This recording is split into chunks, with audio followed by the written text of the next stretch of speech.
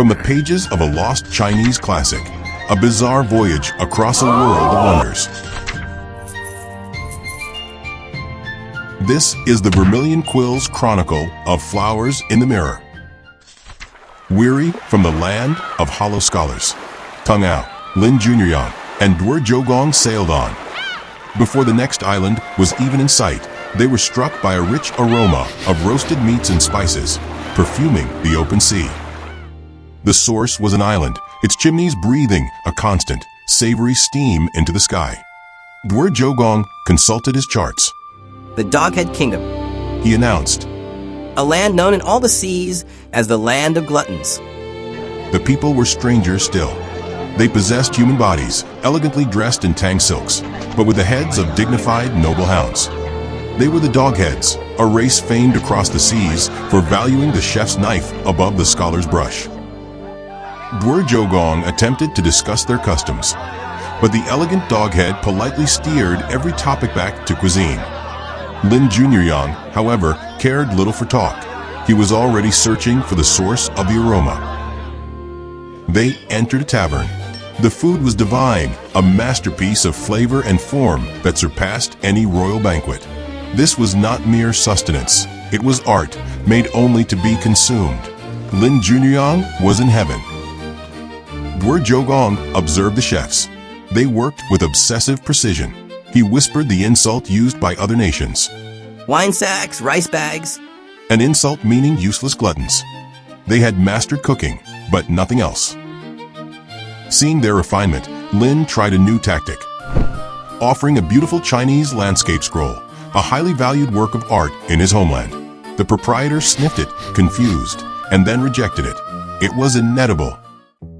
Tang Ao, feeling uneasy, left the feast. He explored the streets beyond the restaurants and found a city in decay. The buildings were crumbling, the infrastructure collapsing, forgotten in favor of the kitchens. He entered the grand library, but there was no philosophy, no history, no poetry. There were only cookbooks, thousands upon thousands of recipes. This was the sum of their entire civilization's knowledge. He passed the city armory. Even the weapons of war had been reforged. Spears were now barbecue spits. Swords were now carving knives. They had no army, no defense, only kitchens. Tang Ao finally understood. This was not a culture of pleasure.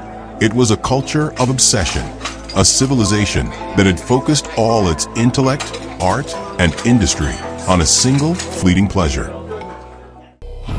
Drawn by a massive crowd, the three companions witnessed the kingdom's highest ceremony. It was not a coronation or a judgment. It was the public presentation of a single perfect dish. Their king, known as the Divine Tongue, was presented with the pinnacle of their culinary art. He took one bite. His eyes rolled back in ecstasy, and he died.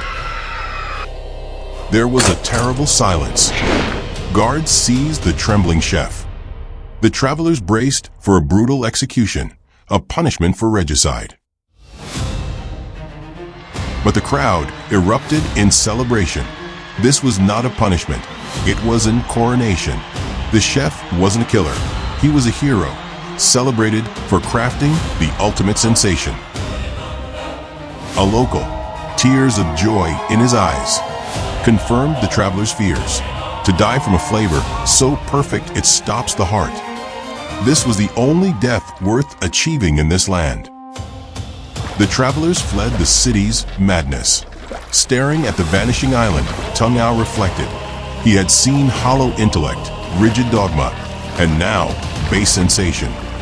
All forms of emptiness. The chroniclers note, the people of the Doghead Kingdom mastered the art of pleasure, but in doing so, lost the purpose of living. It forces us to ask, if a civilization's greatest achievement is a perfect meal, has it truly achieved anything at all? When we refine our senses to their peak, what happens if we forget to feed our souls?